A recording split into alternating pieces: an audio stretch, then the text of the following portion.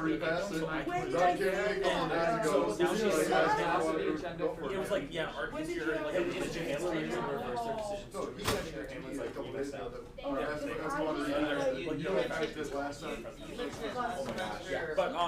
But like that's academic failure. Yeah, that's how she's literally suing the university saying, I have academic things, you cannot fire me. So like they're getting a big ass lawsuit. Yeah, it's crazy. I just thought I'd tell you. Like, What happened in Hamlin, like the last couple of weeks, is that our teacher showed an adjunct. She wasn't like a full professor, she was an adjunct. Yeah, she was in an art course. She showed, I don't know if she did it or someone else did it. She showed a painting of Muhammad. And I don't know if you're aware, but in the Muslim faith, it is against only parts of the faith. Like only certain subgroups. Decide. I know it's like there are some people or some Muslims who say he cannot show representation of Muhammad. Like if you show him in a painting, his face has to be like blurred out, or like cast in a cloud. And she showed like a human representation of Muhammad, and the Muslim students pursued the university. Reported to the university as like Islam. And she got fired. You know more on Islam grounds, but something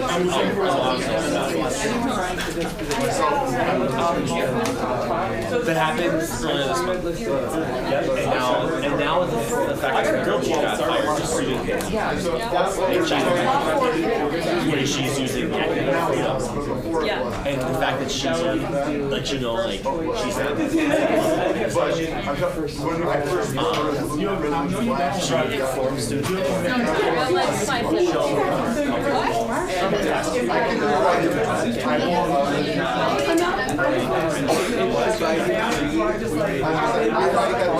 take a look at the amendments and reword anything. So let's pull back.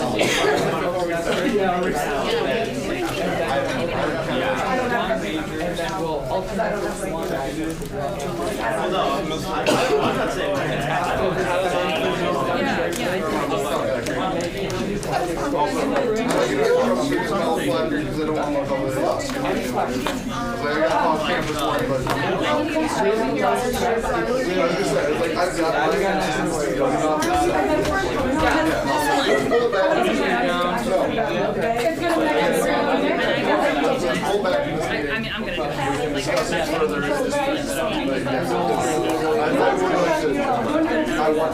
Sounds perfect to me. All right. No, you're good. You're good. Ew! Vote no. Hashtag vote no. Vote no on Tyler Pickle. Is he running uncontested? I think so, but I'm voting no. Everyone, please take your seats.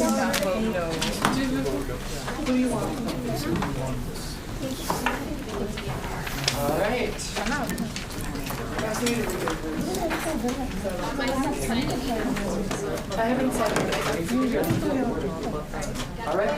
All right, we're officially going to call this meeting to order at 4 p.m. All right, friends.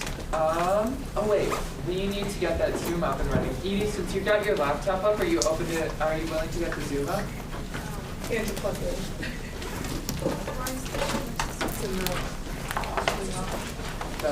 Robert updated Zoom.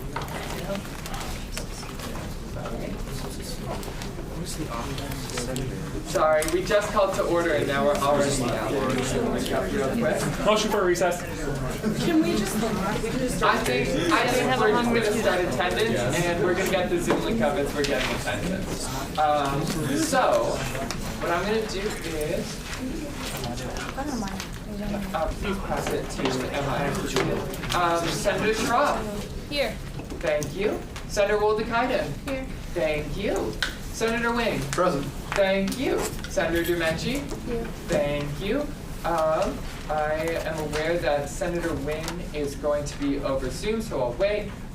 Same for Senator Bryant. Senator Roberts. Here. Thank you. Senator Rivera. Here. Thank you. Senator Narala. Here. Thank you. Senator Berhanu.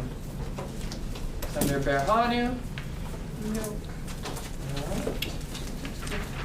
Senator Mendez Martinez. Excused. Senator Zigweed. Here. Thank you. Senator Mesta. Here. Thank you. Senator Mueller. Here. Thank you. Senator Parikh. Yes. Thank you. Senator Tamim. Senator Tamim. Also, with Zoom. Senator Blanchard. Here. Thank you. Senator Goff. Senator Goff. Senator Royker. Here. Thank you. Senator Antry. Here. Thank you. Speaker Novak, that's me. President Zelmer. Here. Thank you. Vice President Ibrahim. Here. Thank you. All right, wonderful. Then we're going to go ahead and keep moving right along. The first order up is presentations. There's a slight change to, as it states within the agenda. We're going to have Vice President Lynn Ickey first, followed by Megan Hutmaker. I see you've got the presentation set up, so you can start whenever you want. We are going to be limiting it to 10 minutes for presentation, though.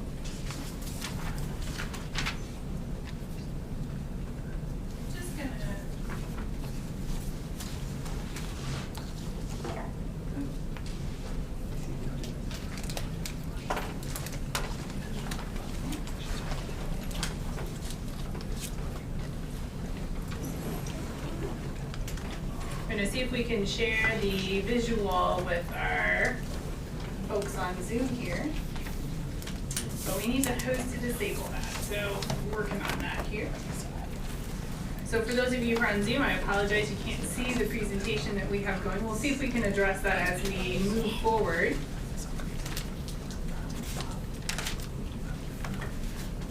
But those, okay, we'll try that again.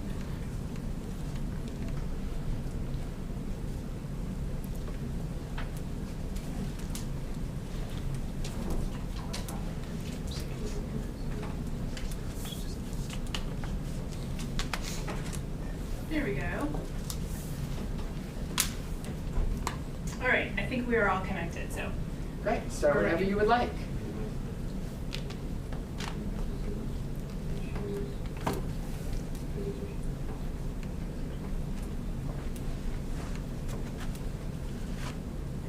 All right, here we go.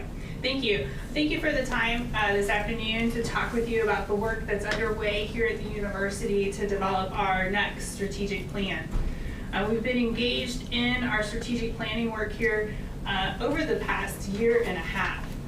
In fact, we launched our work last year as President Ince joined us as an institution, and at that time we chose to take a 2-year planning approach to this work. And really spending some time and thinking carefully about the strategic goals that we would want to lay out for ourselves as an institution and to guide our work and decision making here over the next 7 years. Thinking about guiding our work over the next 7 years, and we want to be able to balance that and be very nimble and responsive as we know things are changing around us rapidly. And so as a part of our planning approach, we're thinking about strategies under those long-term 7-year goals that we would implement over 3-year timeframes or horizons. And under those strategies, we would have action plans that really detail out the tactics, timelines, and resources that we need to bring to bear to pursue our direction forward. And also thinking carefully about the type of work we need to do on an annual basis to continue to monitor where we're at as an institution and where we're headed. Strategic planning is an important aspect of our university, as well as many organizations. Many of you may be familiar with strategic planning work. It helps to set the course for the organization moving forward. It gives guidance, and as well as it gives focus on the directions that we're taking as an institution. So here today I want to talk a little bit about that work and some of the high area goals that we're currently contemplating. As I mentioned, we started our planning work last year when President Ince joined us and really dug into some futuring and visioning, thinking about where higher education is going and where we might want to situate the university in that future. When the president joined us, he asked that we carefully consider 5 themes to help frame our exploration. And if you were here last year, you may recall community conversations, open forums, online chats, where we really dug into the 5 areas of serving students and managing enrollment, focusing our resources, thinking carefully about the student experience, thinking about health and well-being, as well as equity and inclusivity. As we came into this year then, we turned our attention to the actual articulation of a strategic plan. Those core components of those overriding goals and strategies to help move us forward, and thinking about measurable outcomes that we'll use to evaluate our performance over time, the development of action plans, and then aligning our resources to pursue those actions. And that's the core work we're involved in right now. This past fall, as we began the academic year, we launched a task force to help guide us in doing this work. And that task force was asked to be mindful of 6 different imperatives building off of the conversations we had last year, thinking about the future and our vision for ourselves within that future. Task force has been actively working all year long and meeting throughout the fall semester, and will begin meeting again here shortly this spring. The task force is composed of 32 members with engagement from students, faculty, staff, alumni, as well as the Mankato community. It has representation from across all of our divisions here at the university, as well as our bargaining units. We've been privileged to have 3 students serving as a part of that task force body as well. The task force was specifically charged by the president to articulate 3 to 5 goals to guide us forward, propose an initial set of strategies, and to help identify measurable outcomes that we could use to monitor our performance over time. As we've been moving through the drafting process in the fall semester, and as we approach here the spring semester, there's been a number of engagement points with various different bodies and groups to collect input and feedback. But we're kind of at a critical stage in our drafting process in which we're going to go from a draft to actually adopting, right, those goals and strategies to guide us forward. So while I'm here with you today, I'm going to briefly present those high goals that the task force is currently contemplating. You'll also see within those goals some initial strategies that are being discussed. I won't walk through all of those in detail because we just don't have that amount of time today. But I would encourage you to take a look at this presentation later and to please provide feedback. We'll also have an upcoming open forum for the campus as well, and so I would encourage your attendance at that as well to give additional feedback. But I do want to at least highlight the 4 core goals that currently are being advanced by the Strategic Plan Task Force for you to consider today. So here's our 4 goals. The first goal is to be a provider of lifetime learning and success with high impact experiences, engaging strategic partners in developing solutions for global challenges and opportunities.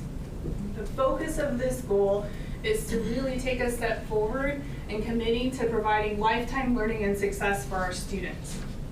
Thinking very carefully about high impact experiences that we can provide, and doing that through partners in an engaged way and in an applied way.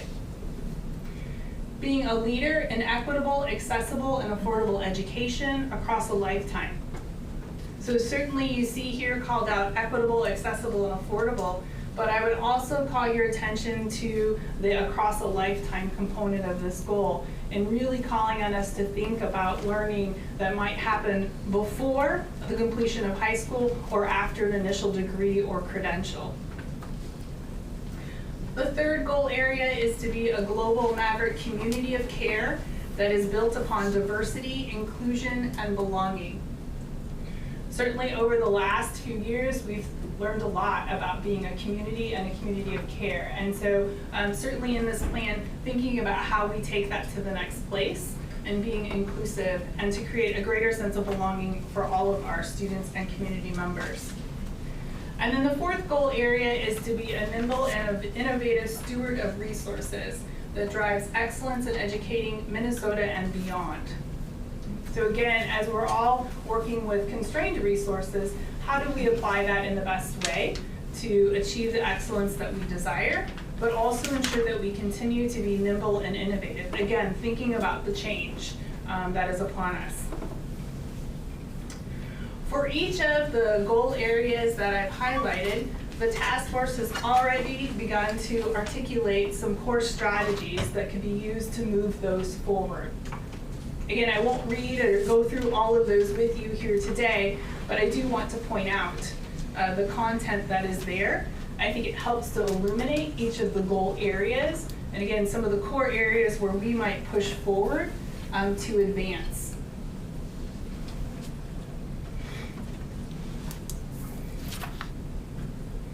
When you receive the slide deck or take a look at it later if you're interested, I encourage you to go back to these slides so you can look more closely at these strategies. This is a great area to provide feedback to the task force. Again, they're going to be proposing the initial set, the first 3 years. Doesn't mean that they'll be proposing everything that might happen over the 7-year time frame. And I think your input and feedback would be really critical in helping us prioritize which strategies might come first as we're thinking about pursuing these goal areas. As I mentioned, these draft goals and strategies are currently under discussion at the university. They're sort of in that final draft stage. They are not in their final stage. We are gathering feedback, and that feedback will go back to our task force.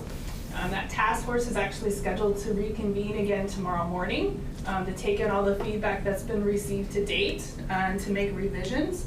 And that task force is scheduled to meet again in February. So again, additional feedback that will come in here over the next few weeks will go back to that task force for further revision. So if you see something, please provide your feedback so it can be considered by the task force. Submission of then the final recommendation from the task force will go to the President and Cabinet for final review and adoption in mid-February. And then we'll turn our action towards the development of action plans, March through May, so that we are ready to begin implementation as we cross into the new fiscal year and we launch the fall semester. With that, I'll yield back. I'm happy to take any initial questions or comments that you might have. Yes, amazing. Do we have any other additional questions or comments for our wonderful speaker? All right, seeing no questions or additional comments, thank you very much for coming. Thank you. All right, next up we have Megan Huntmaker for a presentation. If you're also able to plug into that HDMI port up there, and once again, you'll be given 10 minutes to present whenever you're ready.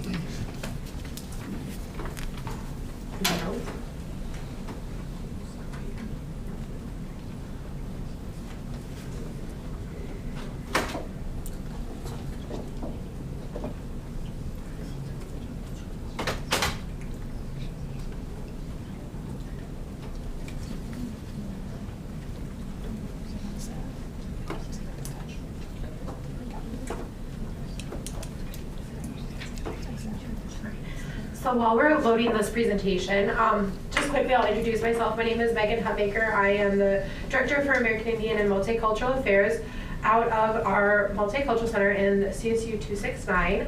And so firstly, I just want to invite all of you to check out all of the amazing events we have out of Diversity, Equity, and Inclusion for this semester off of our DISH website, which is off of our homepage. So feel free to follow any of those. My colleagues and I work very hard on having great educational programs for our campus community here, so please get involved and get connected to any of these programs. We'd be excited to have all of you join us, although we know your time is very busy, but and I know many of you have joined us in our events in the fall as well. So just briefly, I wanted to say that part of my role here on campus before I get started on this piece of the presentation. But I also am going to have my graduate assistant for the Maverick Food Pantry introduce themselves as well.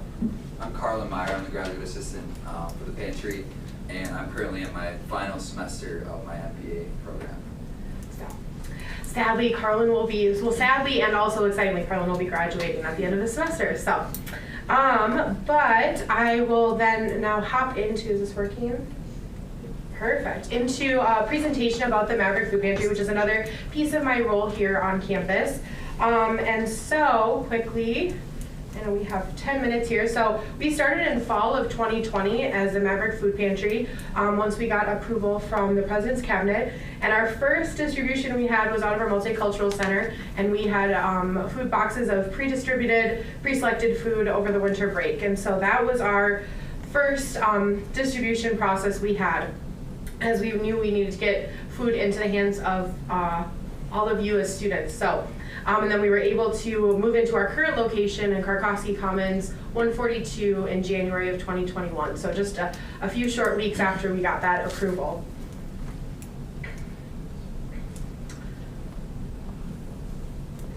Okay, so quickly, just like our kind of rules about the Maverick Food Pantry. So this is open for all MSU enrolled students.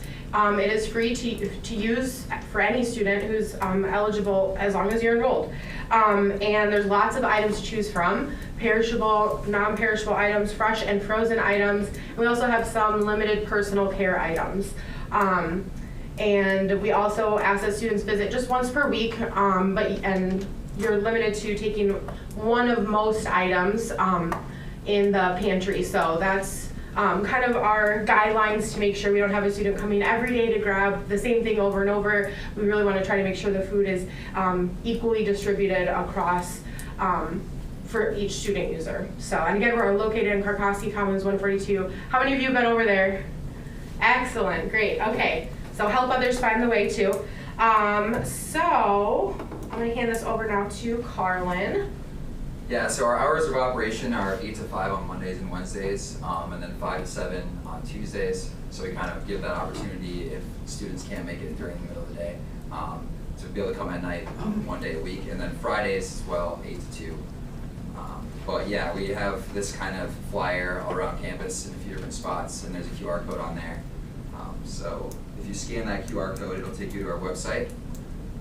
And when you go to our website, it's pretty simple. You just log in once you have an account set up, but right away when you set up your account, you have to answer a few questions just so we can track the demographics of people that we're giving our food to, and then also the people in their households, just so we can give that to our donors or the people that we buy food from, because they like to see, who's getting the food that they're giving us. But after they sign up, it's really simple, and they'll just put in their login information, and then it'll take them to our website and you can make an appointment. So this is kind of what it looks like if you haven't already seen it. Outside of the pantry, there's some carts and baskets. There's also a table out there, but it's in the middle of the res hall, so Karkoski Commons, the freshman res halls. So you'll show up there, you'll grab a cart or a basket, you'll go inside the door, and then from there, it's pretty simple. You stay to the left and all the items are available. Like Megan said, it's just a limit of one item per each item, and then some of the produce options will allow them to take as much as they want because it goes bad so quickly anyways. Within reason, of course, but we don't usually have issues with that. And then at the end, I'll go back quick. At the end, they just have to weigh it so we can keep track of the pounds that we're giving out. But yeah, that's about it. And then we just wanted to give you some quick information about some of our stats here. So in our last full year that we had, so 21-22, we had over 8,000 student appointments, and we had over 171,000 pounds of food distributed. That's about 20 pounds per person per visit. This year to date, so far, we have over 5,000 students that have visited our pantry for this academic year, so starting in August of 2022. And so far, we've distributed about 115,000 pounds of food. And so it's gone up just a little bit per person. That's about 24 pounds per person per visit. And our data also does not include summer break. We are operational all year round because we know students need food every day. So we are operational, but our data does not include that here. And then also this picture here is something we instituted just this semester in January, which is the SWAP program. And that's to help educate our users about making healthy choices when it comes to food. And so all of our food now is labeled and sorted based on green, yellow, or red. So we're trying to help provide education about healthy choices to our users, because we know that oftentimes people who have food insecurities often don't know about all of those healthy options as well. So we're trying to we've implemented that into our pantry, and that's a nationwide program through Feeding America. So.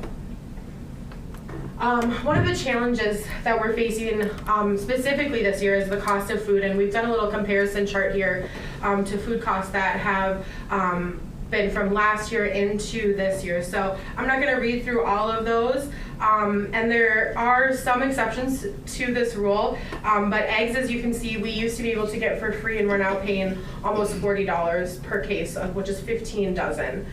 So that cost has risen significantly.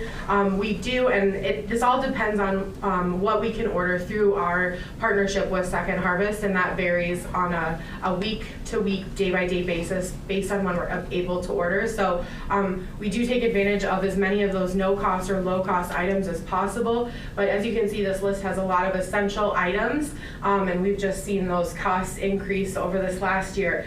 Some have decreased though. If you look at toilet paper, this last year was about $18 for a pack of 10, and this year it is now 11. So, this is one of the things we just wanted to educate and put out there about our costs, and we try to be as efficient as possible with our funds and the items that we're providing for students. So. And then finally, just to highlight, this is definitely not just me and Carlin doing all of this work, although we do quite a bit.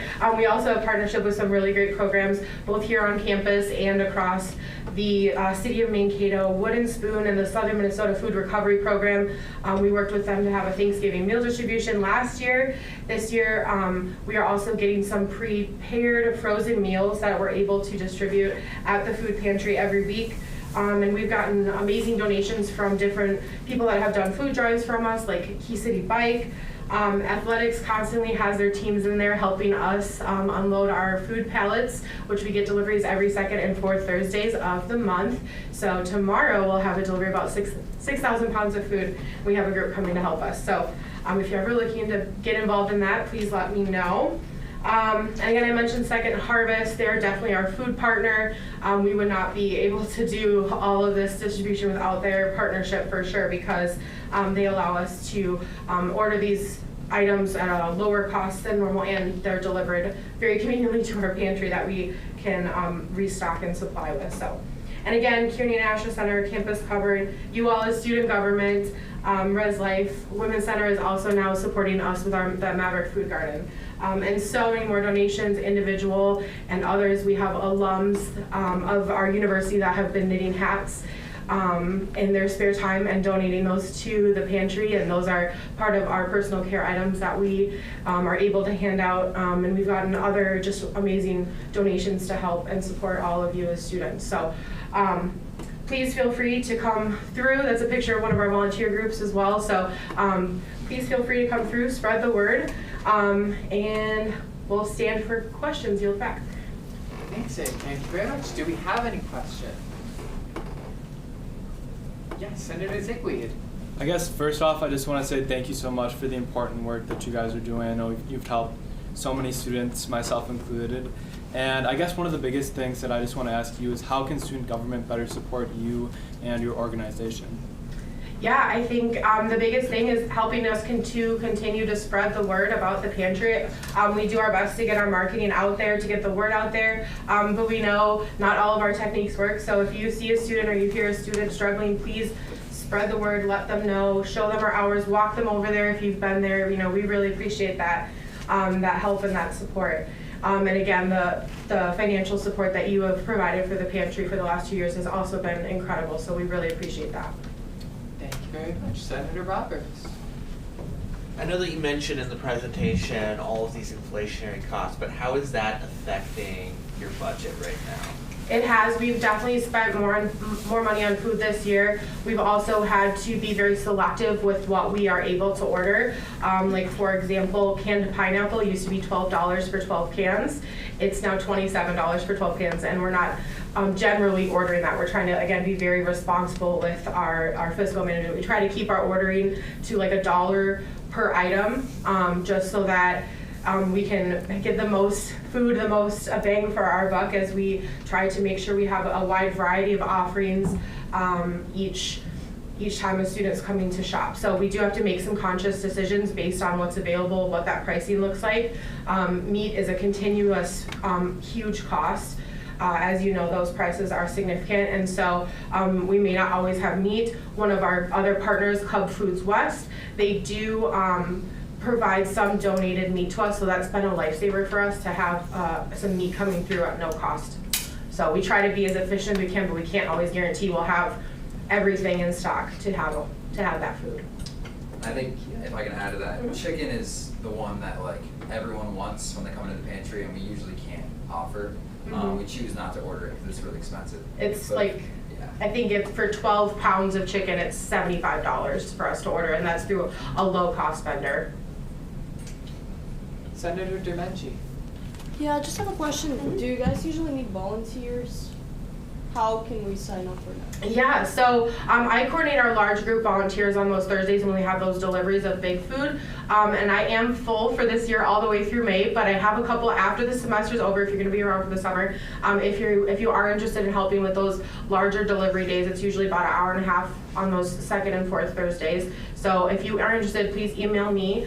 And then also, if you are interested in just doing a shift at the pantry to see what that's like, we have a volunteer link sign up off of the Maverick Food Pantry homepage off of the website. And you can just click right on it, you can see all the shifts you can sign up for. Yep. Thank you. Just a follow-up. Yeah, go ahead. So right now anybody can sign up for like those shifts. Mhm. If I have a bunch of students who are freshmen, international students, and looking for volunteers. Yep. Please share that link with them, yep. It's 3 students for every 2-hour period. Yep, so based on, Yeah. we just have our needs out there, so you can fill up whatever those needs are on that volunteer link. Thank Yep. you. Mhm. Senator Roberts. Yeah, mine was a follow-up from, specifically, I suppose what I was asking was, are we burning through this budget a lot faster, but specifically, what is the sustainability of that budget or for next year? Yes, I think, we're trying to stay within the budget we're prescribed for this year, obviously, but we have spent a decent amount of our budget already on food. We're probably more than halfway through, and we're not quite more than halfway through our second semester yet. We do have some donations. We had a successful crowdfunding campaign that I think will help supplement a little bit of our budget for this year, but for the long term, we're trying to find some other solutions to increase our budget. So. Thank you. President Zelmer. So I know when students met with the University Foundation Board, we brought up food insecurity as a top priority. Have you all had success partnering with the university's foundation board at all? Yeah, we've done a couple of successful crowdfunding campaigns. One more successful than the other, but we did some crowdfunding with the foundation office, and we know we've had a couple of really great partners at our foundation office that have helped bring in some smaller grants as well. So we have tried to kind of connect to all of those different partnerships and resources. Yep. I have another proposal. But we don't have a dedicated foundation person to the pantry. And that's clearer. And then on the grants, so food pantries are probably the most grant fundable option at the university. What do we do, or do you end up having to write the grants? Do we have an office on campus that helps you write those? Do you think that we could grow the amount of grants that we're able to bring in, or is there a way that we could help support that? There's some complicatedness to that grant writing situation, and so I'd love to have a conversation about that if that's something you'd like more information about. More time than we probably have here is needed. Thank you. Yeah. Are there any further questions or other points of discussion? All right, seeing none, thank you very much for joining us. Thank you. All right, that concludes presentations. So we are going to go ahead and move along to our open forum. Do we have anyone here for open forum? Anyone who'd like to participate in open forum? Anyone from Zoom? No. Seeing none, then we're going to move right on past open forum to the approval of the consent agenda. I see that there's a motion on the table for the consent agenda. Yeah. Okay, so a motion to remove the university repertory dance from the consent agenda that was passed last week and was just a mishap on the agenda, so we don't want to double dose in that, so we'll, to remove that, and then, I thought I had something else. Actually, I yield. All right, thank you. Do we have a second on that? Second. All right, any dissent to remove the repertory dance fund? Any dissent? Any dissent? Seeing no dissent, amendment accepted. Do we have any further amendments? Yes. Motion to strike the resolution from new business today, so that way we are able to update language moving forward. It's not quite ready at the current moment. Cool. Does your second accept? Accept. All right. Then in that case, we can just do that. We don't need the rest of Senate on board for that. So, the resolution is now stricken. Is there any other amendments to the consent agenda? Any other amendments? Seeing none. Any dissent to the consent agenda? Any dissent and any dissent? Assuming unanimous consent, consent agenda is passed as amended. All right. Moving right along to officer reports. Oh, is that me? Yes. Okay, cool. So, coming out soon, I haven't seen it posted yet, but Vice President Ibrahim, myself, and the president of the Native American Student Association did an interview with the Free Press about the the Dakota Lounge. So hopefully that'll come out soon. I can send that out when we do that. Also, there should be an article coming out from Campus Reform. I haven't seen that get posted as well either. Maybe. And then other than that, thank you to everyone who came for coffee and conversations. A lot of non-Senate students showed up for that with the provost, brought up a lot of great comments about advising, course evaluations, among other things. The provost let us know that if you have certain concerns or certain experiences that have been problematic in class, to let him know, so that way he can, when he has meetings with advising or when he has meetings with other departments that are in his purview, he would be able to say, I have this student experience to lean on. It's not just, I get this as well. Some people are like, oh, she's just making this up. And I'm like, no, I swear. So send those to him or his executive assistant, Amber. Let us know if you need any contact information. We can help you out. That way he can better support students. We were able to host Congressman Finstead on campus. Thank you for Senator Wing for coming. Also, congratulations on your new position with the congressman. Beyond that, we will. He was meeting about the our rural health initiative here, our rural mental health initiative here on campus. Hoping to see just different ways he can support campus. We'll be inviting him back, and also I'll be meeting with him when we're out in him or a staff member when I'm out in DC with Students United.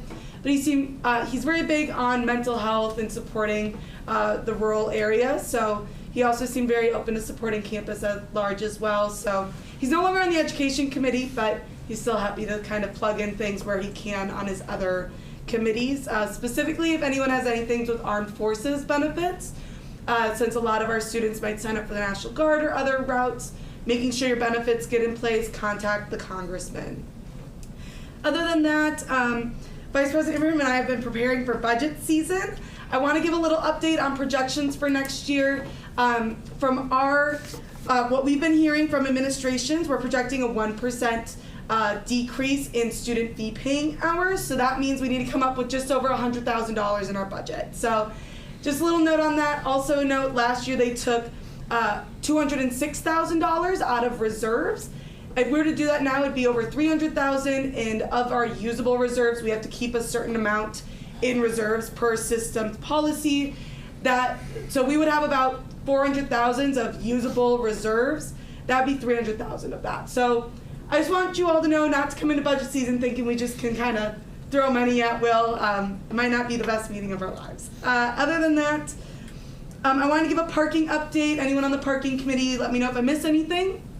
First, shout out to security for bringing forward a motion to make parking free everywhere on campus after 4:30 during finals week. So that includes the visitor pay lot, also includes the other spots. David Cowan, yell at me if I'm wrong, but I hope that Flowbird will be free after 4:30. Yes. Yes, awesome. So we all parking will be free then. That leads into also an update on that. I know we wanted to keep the free lot expanded. It didn't get continuously expanded, but over 100 orange permits were sold. From our guesses, it's mostly faculty and staff that bought those $35 permits, and there were, the day following when the free parking ended, there weren't tickets given out in that lot. There were no ticket violations, so there wasn't even people in that lot to give tickets to if they were to ticket, so enforcement went well, and we hope that it will be free at the start of next year. And then beyond that, library update, we just got an update from the library. The library will be open until 2 a.m. the week before spring break, so midterms week, there's not really a designated midterms week by the university, which was part of that issue, but the week before finals week, it will be open until 2 a.m. every day except for Friday, because people don't go there on Friday. And then dead week, so the week before finals week, it will be open until 2 a.m. every day except Friday. Saturday. And Saturday. And then during finals week, they will be open until 2 a.m. until, I believe, Wednesday. Since Thursday and Friday, they see a lot, it dies down quite a bit, so they wouldn't have the staffing or the demand to use it. But if y'all show up, what was that? It'll still be till midnight. It'll still be until midnight, thank you. And then if you have anything else with the library, let us know. We'll be meeting with Dean Corley next week. Beyond that, I still have 2 more spots for Lobby Day with Students United. A reminder that that is, the people that contacted me, so Jordan, David, and then James, you all are on the list because the rest of y'all didn't even want to go, which is a little offensive to me. But that is Monday, February 20th and Tuesday, February 21st. Hotels are provided that night, and I think we'll be leaving a little bit later in the day on Monday. So let me know, 2 spots available. Email me if you're interested. It is those 2 days, which I know can be a little difficult, but we will have a lot of free time. I'm hoping to set us up. A former student body president works in the governor's office, so I'm hoping to set us up like a Capitol tour and some other fun things while we're up there. Also, the Capitol's gorgeous, so yeah, let me know if you want to go. Again, I have 2 spots. I have a meeting coming up with the student body president at Bemidji State University. They are interested in creating a new fee line by the system office that would be a sustainability fee. If anyone has any hot takes on this, please let me know. Right now, I'd be fine with it as long as it's an optional fee that is overseen by the student government and student referendums. It's kind of where I'm at if I'd support it on the board. If you have any hot takes on for or against the sustainability fee, please let me know. You can either talk to me outside or you can make a quick comment here. I just don't want to get too long. Also, please reach out to your friends for vacancies. I know some people ran and weren't elected. They're open now. I'll be reaching out to the deans. I'm going to send those at 8 a.m. tomorrow. I'm not going to email them late tonight. So then hopefully they can find some people. We're hoping to get these people in early February. That way they aren't missing budget presentations before the budget meeting, because then they'd just be really confused at the budget meeting, and that's not fair to them or the budget or students. And then, so I would also like to give out one of the Senator of the Months today. So we have decided to give one out for December. I know we only had a week in December, but this senator was working quite hard over winter break, harder than I was, I know. So this senator has really been working hard to support students, especially new students, students who are directionally challenged, such as myself. And this Senator of the Month goes out to Senator Narala for December.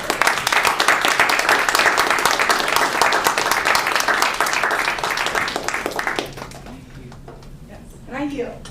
Amazing. One sec. Before we go into that, I do see that we have a question from Senator Roberts. Sorry. My question is, what exactly do they mean by sustainability fee? That's a great question. So Bemidji, to my understanding, Bemidji State University has a sustainability fee in their student allocations committee. So it's not a green transportation fee, it's for like sustainability projects, and that's in their student allocation budget. To my understanding, they're either at the cap or close to the cap, and they're hoping to move it out. Obviously, this would not take place this year. So they also used to bring this up in the old delegates at Students United. Oh, I'm the only person that ever went there. Yikes. So they always wanted to make it a fee. That way, like, the university would have money to work on sustainability projects. Because right now, universities have to go into general funds, use bonding requests in order to get solar panels. Winona State just built a big solar panels over their parking lots. But the university doesn't really have money to do that because we're in a budget deficit. All the universities are. So I think that's what they mean by sustainability fee. I'll let you know if anything else comes up, and I'm going to ask them what they use that money for. I know Minnesota State Moorhead also has that, and what they used their money for was to get sustainability interns who are paid, student interns, to work under their facilities person, to then get some more experience and also work on some more sustainability projects. Again, at this point, I'd only be on board if it was an optional fee, so not required for us to have, and if it was overseen by student government and a student referendum, such as the other fees are. I'm also planning on bringing up that the parking fee by the system office, which we don't have, but some universities, mostly colleges do, but a couple of universities might, into parking and transportation. I don't know if this would go through this year, but then we'd have a better chance of moving the green transportation fee in the future. Because even though they're pretty optimistic the cap will get raised, we don't know by how much. And just out of reserves last year, that would be an 11% increase to student fees if we were just to move last year's reserves into the main budget. So we would just have to like hope and pray that the Board of Trustees wants to lift the cap quite a bit. However, I've been hearing from some admin that have a good pulse on the Board of Trustees and have been around for a while, so they have a pretty good vibe on things, that the Board of Trustees will probably still be thinking like affordability in their minds, even though they're not raising student fees, and probably won't lift it very much. So we're still looking for different avenues to get the green transportation fee out. I will be proposing that to Students United. That way it's not just put on the next person to do it at the start of the year. Amazing, thank you very much. Any other questions, comments, concerns for President Zellmer? Anything else? Seeing none, thank you very much. All right, Vice President Ibrahim. Hello, I just have a couple updates for you guys from the President's Commission Status of Women.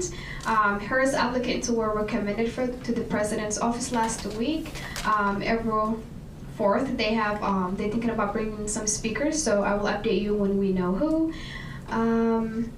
They're also looking for a chair-elect for 2023 and 2024 academic year. They also have graduate assistants in applications is open now, so if you know anyone who's interested, let them know. And that's all the updates I have for you. And for senators for this month, we have someone who has been working and helping with other senators' project, and someone who's always a team player, and that will be Senator Parikh.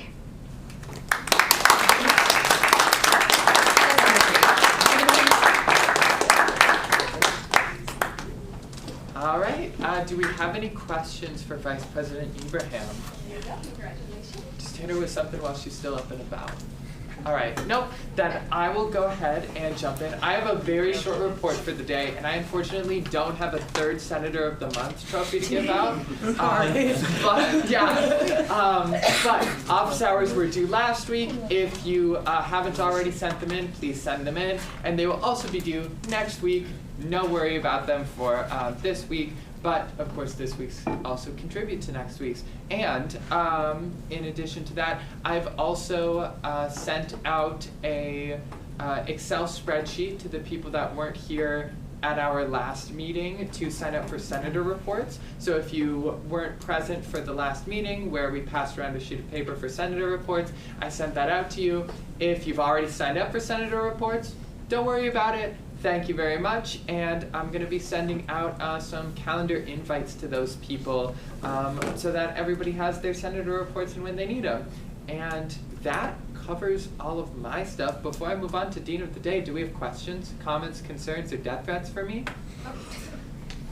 No? None? Amazing. All right, then in that case, moving on to our Dean of the Day, Dean Flannery.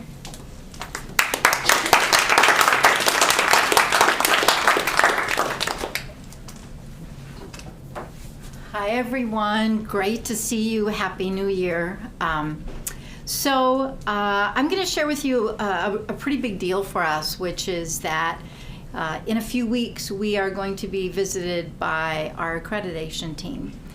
So since 1997, we've had AACSB accreditation, which puts us in the top 5% of all business schools worldwide.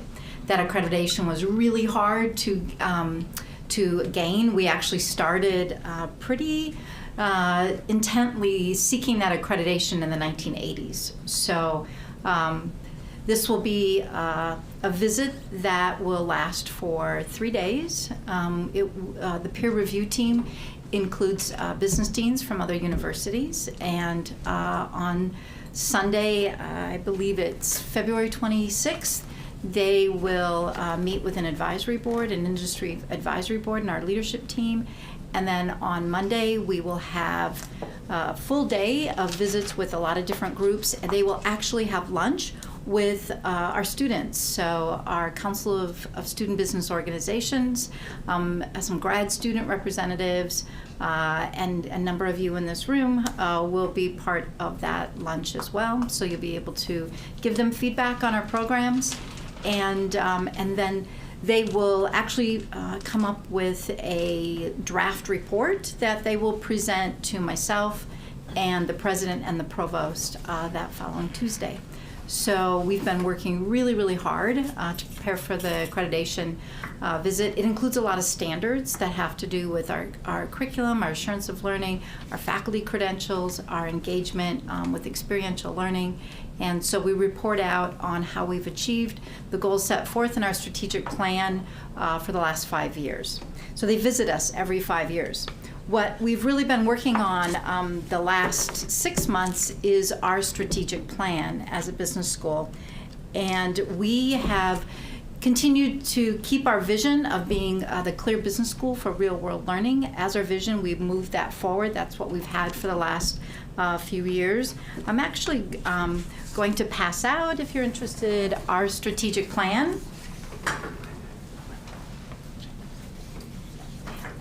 More copies here than I need, but what you'll see on one side is our strategic plan that includes our vision, the clear business school choice for real world learning experiences, our mission, which is that we're an accredited we're a regional AACSB accredited college of business committed to learners-centered education, applied research, and high-impact partnerships. That's our mission. You'll see our values there. Student-centered is very much our top value as a college of business, and we've been talking a lot about a culture of care as the university has as well, and I'm really pleased to report to you that keeping students at the center of what we do is top of mind and top of conversation for all of us. On the back side, you'll see as business schools, we have a new standard that talks about societal impact. And many business schools are using the United Nations Sustainable Development Goals to really look at how we're going to make a societal impact with our programs, with our research, and with our outreach. And the faculty worked on selecting what would be our 2 UN Sustainability Development Goals for the next 5 years to look at really making an impact. And you'll see stars next to number 4 and number 10. And of course, this really aligns with what we do and our priorities, Equity 2030, and so on and so forth. So we're really looking at doing even more research on quality education and reduced inequalities. So anyway, that's a little update as to where we are on some of our work. The students, I'm really pleased the students have been involved. They have given our Council of Student Business Organization, which includes the senators, have been part of giving us feedback along the way and really having input into this new strategic plan. And right now you saw Vice President Akey present earlier on the university strategic plan. I happen to be on that task force, and so I've been able to bring back what's going on with the university plan to the college plan to make sure that there's full alignment. So that's what we've been working on. February is a big month for us, and so we'll look forward to hopefully reporting out to you absolutely no issues with accreditation, and we'll continue to be a top business school for all of you. So, thank you. Thank you very much. If you're willing to stand for questions, I see we've course. got one for President Zelmer. Yes, of course. Well, good luck with the accreditation Thank process. you. I know it's a lot of work. And I just want to let you know, please let us know if there's anything that student government could do or any letters you need from us to support that process. Oh my gosh, thank you so much. Really appreciate that. Do we have any other questions? Any other questions? All right. Thank you very much for joining us. Thank you. I will say, before we move on, one quick thing that I forgot is that I actually got this as a request from our wonderful PR and marketing coordinator. We have a slot to table on Wednesday from 11 a.m. to 2 p.m. and David was wondering if some people could sign up for that. So I'm going to circulate this around, starting this way, and then hopefully it'll make its way back over to David. Is this next week? Yeah. Cool. That is next week. So, with that, we're going to go ahead and move right along to our senator reports. Senator Parikh.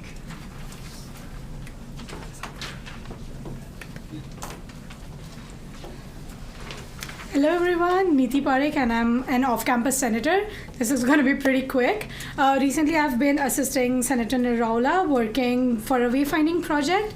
It is a minimum viable app for better modeling and navigation throughout campus, focusing on Trafton right now. And as of now and near future, we will be having recurring meetings weekly with students and faculty working on this project, and there's been a lot of stuff going on. Students are working on it right now. If you want more details, please reach out to me or the project lead, Senator Niraula. And I would really like to take a moment and thank Senator Niraula to think, start, and make this project happen. So thank you. I stand for questions. Thank you very much. Do we have any questions?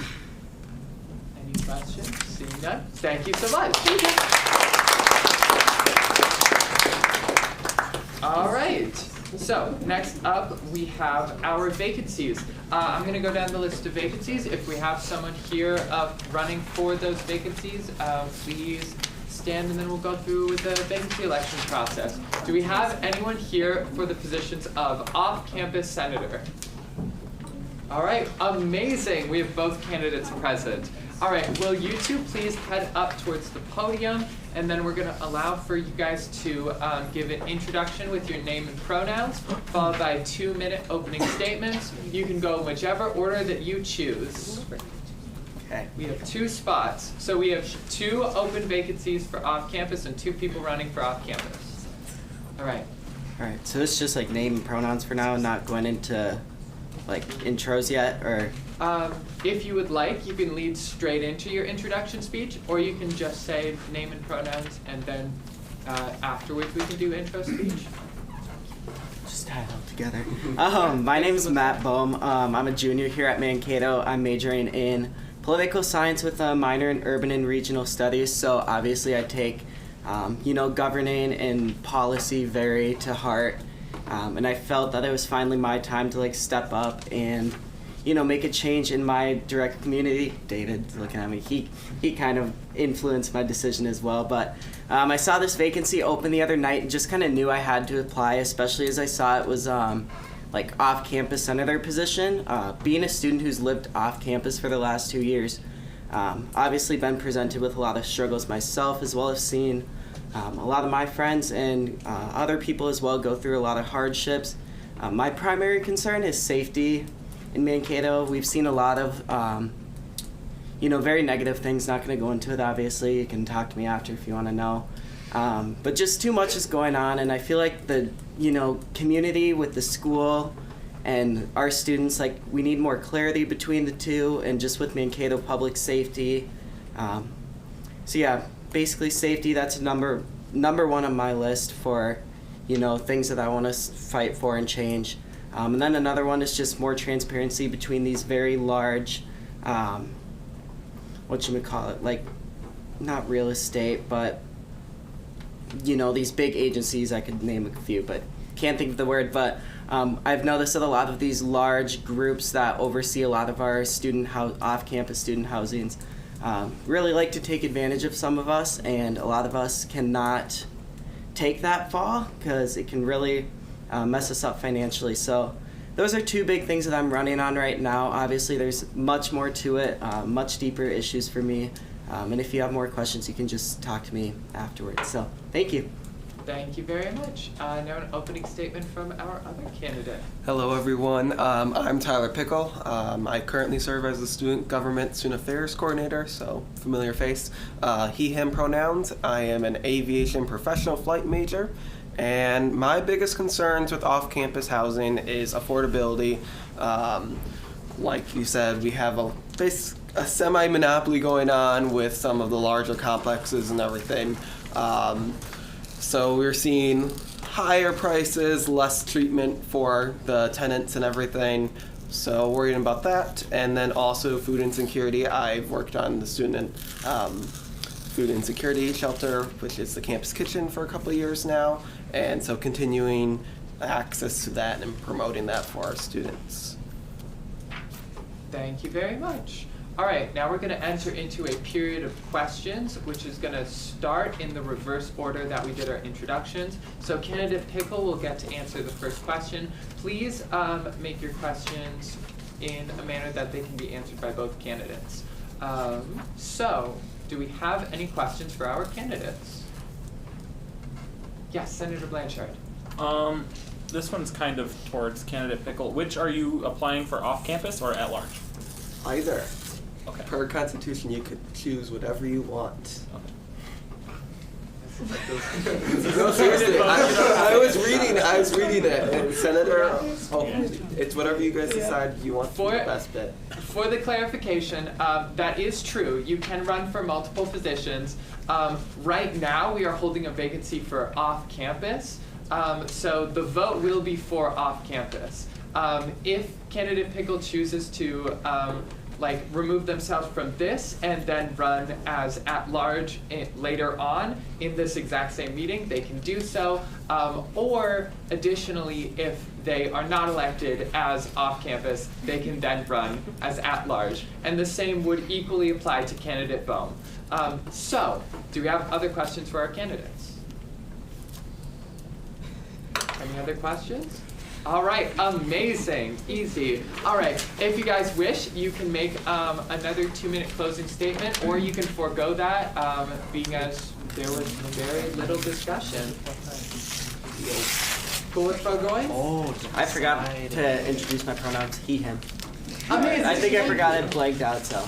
Yeah, amazing. Then we are now going to enter, oh my gosh, you guys, wait. We're now going to enter a period of discussion and voting. Before we go into that period of discussion and voting, you guys may choose whether you wish to stay in the room or you wish to step out. I'll stay in. Both staying in? Amazing, thank you. I will now entertain the motion on the table. Call the question. Before we call to question, do we have any dissent to that, or anyone that wishes to have like a period of discussion? Yeah, dissent. Okay. I'll withdraw. Okay, thank you very much. I was going to say, we did have a placard up for discussion. Would you still like to speak in discussion, Senator Mueller? Sure. So, these two candidates are running for the same position, right? We have a contested election, just making sure. No, we have two off-campus. There are 2 open positions, and there are 2 candidates. And don't start writing on your piece of paper yet, because I haven't told you guys how we're going to do this vote. So, but also, let's hear it out and see if we have any potential changes of mind. So, do we have any discussion there? I'll just keep going. You know, being part of Student Affairs Council, or committee, I should say, not a council, and working under Tyler, you know, I want to throw my support against him. He's a very good candidate. I think he's going to do great work as a senator, as well as keeping his duties as a Student Affairs coordinator. Last semester, we were kind of working together on a project that we had in mind. Still on the table of kind of stuff like that, but overall, Tyler Pickle is a great candidate and a great asset to student governments, both as a coordinator and now hopefully a senator. I yield my time. Thank you. Senator Wayne. So I've been very fortunate to have gotten to work with both of these individuals very closely. Matt actually served as the vice president of the RSO that I now lead for the last year and a half. Was an excellent leader, was always super committed to the work that we were doing every single day. I mean, there was one month where we tabled almost every day for that entire month that he was there, 99.9% of the time. So I know that when it comes to student government, he will put in the work here. And the same goes for candidate Pickle. I actually worked with him directly at Olive Garden here in town, and extremely hard worker, always dedicated to what he's doing. He's very focused when we're working together, and I think he'll do a great job as a senator here with student government. Thank you very much. Senator Roberts. I don't know Matt as well as I know Tyler, but I think based off of what Matt has said, it is straight to the core of what off-campus students need assistance with in terms of off-campus housing. It's one of the biggest issues that is being experienced by our student body for off-campus. So I think that's critical, and Tyler's just amazing. So gotta vote yes for both of them. So with that being said, unless James wants to speak, I want to call the question. I was going to call the question. Okay. Do we have a second on the motion to call the question? Second? All right, any dissent? Seeing no dissent, we're calling the question. Here's how we're going to do this vote. Either if you are in the room, write this on a piece of paper. If you are on Zoom, write this in a private message to Emma Zelmer, which I will check and read. And I want you to write the names of both candidates. And after the candidate's name, write yes, no, or abstain. Keep in mind we have 2 open positions and there are 2 candidates. Both of these people could be elected, neither of these people could be elected. You can only vote for one. Whatever you wish to do, but write the candidate's name followed by yes, no, or abstain. Second candidate's name followed by yes, no, or abstain. All right, and me and John are gonna go around and collect those votes. The norm.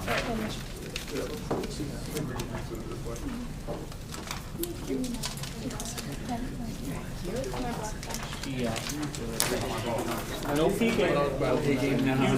Oh, you're giving me 2 or are you going to No, you're supposed to do 1.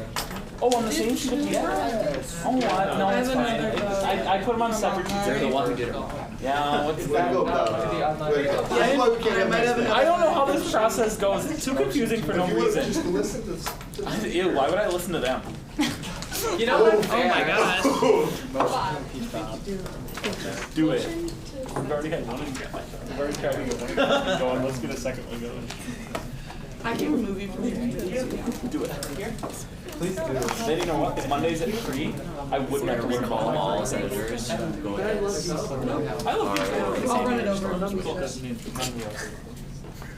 Run you over. There were so many fun highlights done. Yep, it was a very fun meeting. It was just a lot of Oh, well, I'll think really well. Let me write a resolution. All right. Yeah. What is the resolution about? The removal of materials. All If you need a resolution. Yeah, they recalled it. I don't know. I feel like we should. Because they have to work on ordinance. Well, I feel like he doesn't want to.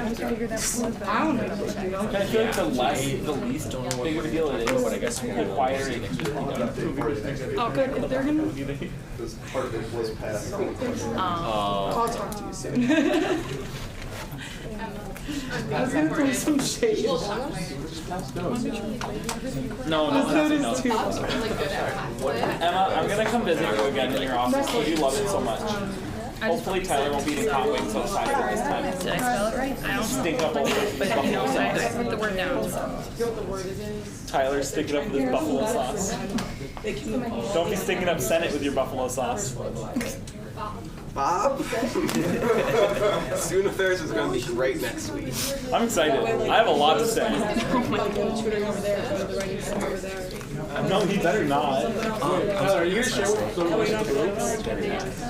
You'll have to see next week. His You'll have to see. I think I'm gonna join. Just like materials that you. You can't. Yeah. You can't. I won't allow Or it. more in even. Exactly.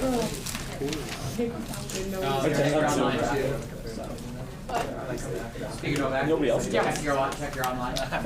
Yes. Any additional updates from you? Cool.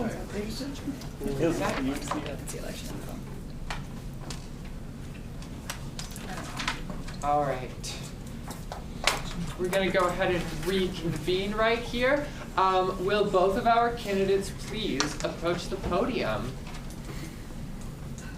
I have some wonderful news for both of you. It is very clear that both of you were elected to the position of off-campus senator. Congratulations.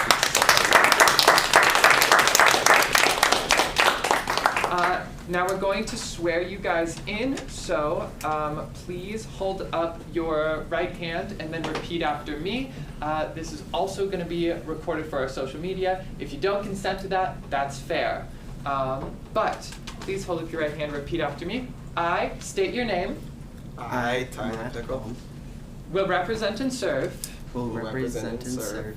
The students of Minnesota State University, Mankato. The students of University of Minnesota State, Mankato. In student life and academic needs. Student life and academic needs. And will uphold the mission. And will uphold the mission. Constitution and bylaws. Constitution and bylaws. Of the student government. Of the student government. I so affirm. I so affirm. Congratulations, you're officially senator. You may now join the table, and effective immediately, you guys are able to vote on Senate matters. Also, I'm sorry, it's always so much harder to swear in when there's two people talking at the same time. But, as far as I'm aware, we don't have any other candidates for vacancies. But just in case, is there anyone off the floor who is here to run on a vacancy? All right, seeing nobody, then we're going to move right along. Our new business was tabled until next week. We do not have old business. And are there any announcements? Yes, Senator Parikh. Hello everyone. So this is Data Privacy Week going on. So happy Data Privacy Week to everyone. IT Solution is helping spreading awareness for the same, for the importance of data privacy this week. And I'd like to share some tips. Data includes everything from your personal information like your SSN address to your internet browsing history and online purchases. So please stay cyber aware. Thank you. Happy Data Privacy Week. Thank you very much. Senator Nirala. Hello everyone. Nepali student community here at Minnesota State University Mankato is organizing a Nepali night on February 25th, 2023. Titled and themed Ekata, that translates into unity in Nepali. There will be lots of delicious Nepali food, cuisines, performances. In lieu of saving papers and environment, we have a small flyer that I'm going to be sending around for all of you. There's a QR code. Please scan it. I hope you all will join us. Thank you. Thank you very much. Senator Wing. All right, well, as President Zellmer so kindly mentioned earlier, I now work for Congressman Brad Finstad as a paid intern, and I'm focused on outreach.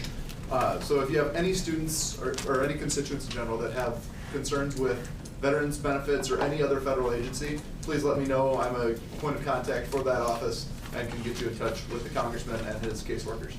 Thank you very much. President Zellmer.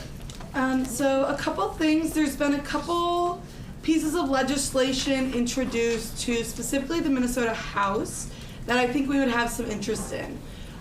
First, I know we've been big on some renters' rights. Welcome to the new off-campus senators. I have some news for you. One of the St. Paul representatives with support from the University of Minnesota student government introduced House File 315, which would introduce some of Homeline's renter protections.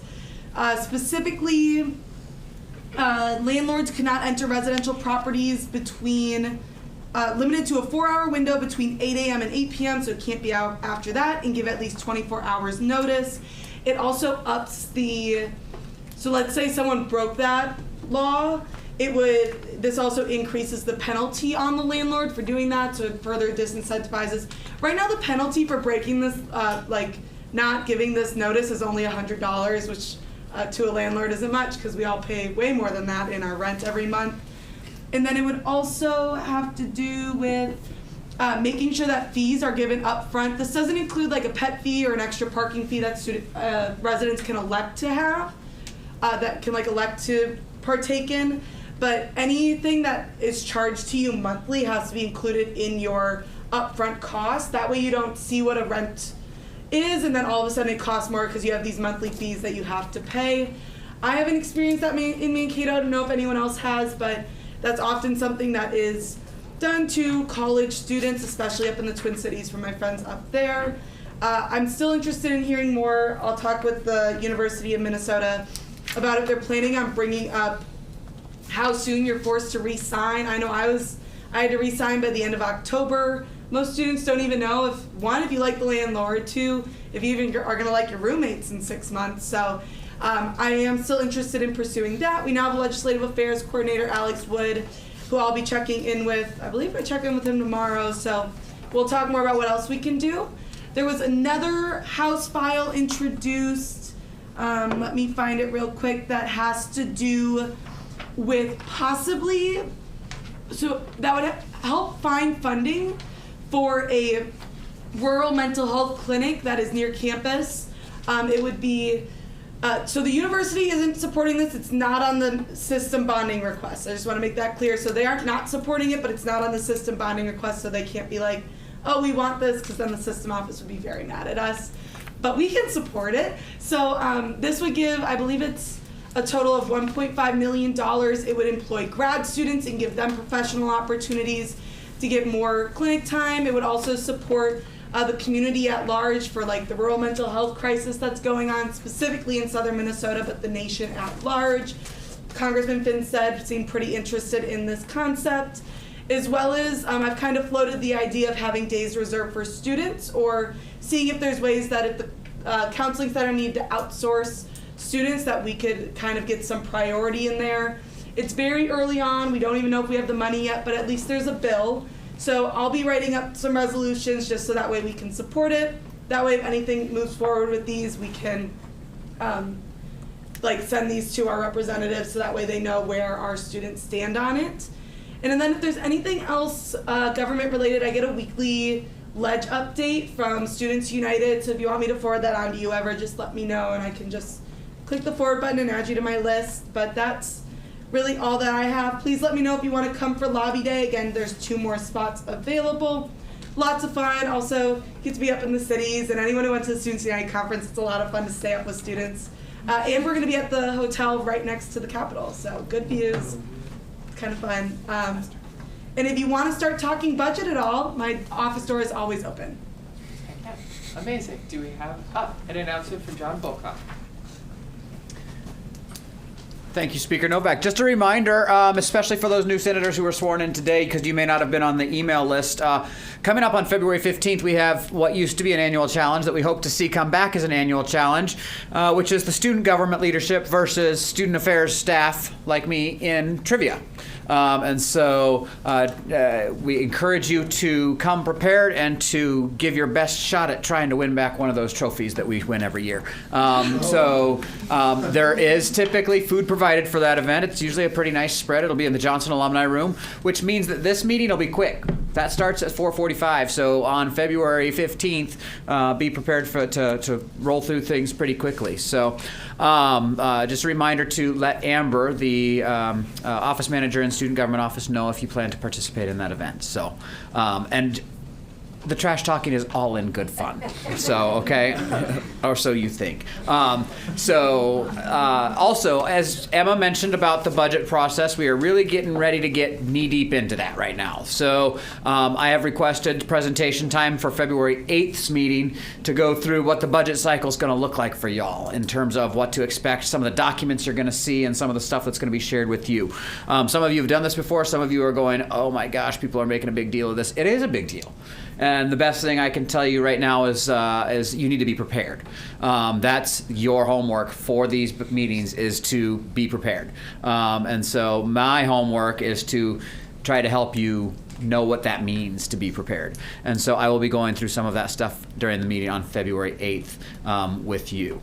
The other thing I had to mention, oh my gosh. Oh, I'm the off-campus housing guy. For those of you who are expressing concerns about off-campus housing, feel free to send me a time to meet during your office hours. That's a great use of your office hours to come talk to me about what some of the off-campus housing stuff means. I mean, I run an advertising program, but I also get to deal with students who are dealing with roommate issues or who have been told that they have to move out of their apartment by August 1st but can't move into their next one by August 20th. That stuff comes up every year. And so those are some of the things that I can help talk to you about or help share some of my knowledge. I also would encourage you to utilize the student attorney as a resource during that, because students who are dealing with legal issues with their off-campus landlords schedule appointments with those student attorneys. So you could even snag one of those 30-minute appointments on the attorney's schedule when they're here on campus to ask them what some of the issues are that students are bringing to them in terms of off-campus housing stuff. You don't always have to be one who's in a bad situation legally to meet with the attorney. You can ask them for questions. We've had students meet with them about class projects and that kind of stuff. So feel free to send me a message and get on my calendar to chat, or like I said, the student attorney would also have some good insights as well. So thank you for your continued hard work, and get ready for a busy rest of the semester. Thank you very much. President Zummer, you had another thing? Oh, for trivia, it starts at 4:45, and guess who already has their schedule cleared at 4:45? All of you, so I look forward to us all going together to trivia. And you all better be reading your textbooks this week. So, question, are we coming here at 4 and then going over there at 4:45, or Yep. do we start from 4:45? Yeah, so we'll have a meeting here at 4. It'll be super quick. We'll just kind of wrap everything up really fast. Then we'll head over to the jar. There will be food there. And then how it normally goes is we mix up the teams. So there's teams that are built of some students and some student affairs staff. And then the person from Pub 500 is running it. So they always have a good mix of things that the pre-2000s generation might know, and then our student senators might know as well. I remember the last year I was on student government about 3 years ago. We were like 2 questions away from winning, so we got destroyed in kickball, so we need to recover our egos a little bit. So please, I don't know, go to trivia or something. Sometimes they have trivia at the wine cafe if you want to practice. All right, any other announcements? Yes, go right ahead. Okay. Sorry, I was passing it over to our friend back there. Then you can go, Mark. Sorry, just want to be fair. They had their hand up first. Just a quick announcement from Student Health Services.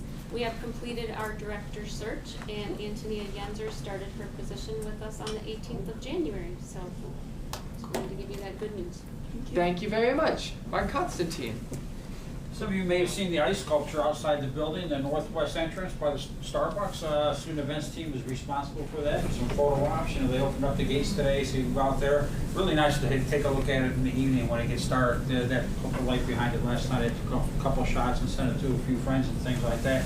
Tomorrow they'll be having hot chocolate and having a ring toss out there for some prizes too, if the weather is decent. I know it's supposed to get really cold tomorrow, so I don't want to speak for student events team if they move something inside or not, the hot chocolate or something like that. But take a look at it and take a photo op. It's a nice thing to send to your family and friends along the way.